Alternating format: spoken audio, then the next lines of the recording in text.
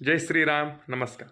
आपल्या आयुष्यामध्ये काही कामं करत असताना आपल्यावरती सदैव लक्ष्मीची चणचण भासते व ती लक्ष्मीची चणचण दूर करण्यासाठी आपल्याला जर सदैव कर्जाचा सहारा घ्यावा लागत असेल व आपण घेतलेलं कर्ज जर आपल्यावरती त्याचा बोजा वाढतच असेल, आपल्याकडून कर्ज फिटत नसेल, तर हा सोपा उपाय आपल्यासाठी. आपल्याला काय करायचंय, दर सोमवारी महादेवाच्या मंदिरात जायचंय. महादेवाच्या मंदिरात गावठी तुपाचा दिवा लावायचा, त्याच्यात काळे तीळ टाकायचे व महादेवाची ऋणमुक्तेश्वराय नमः अशा मंत्राने 108 वेळा पूजा करायची. महादेवावरती बिलबदल पत्र व्हायचं आहे.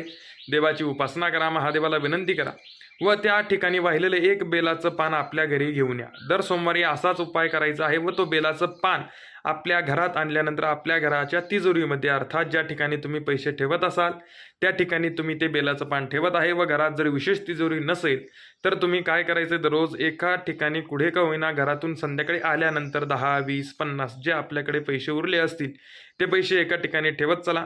म्हणजेच अर्थात घरात लक्ष्मीची प्रसन्नता वाढेल व आपल्यावरती असलेलं कर्ज लवकरात लवकर फिटेल. धन्यवाद. जय श्रीराम.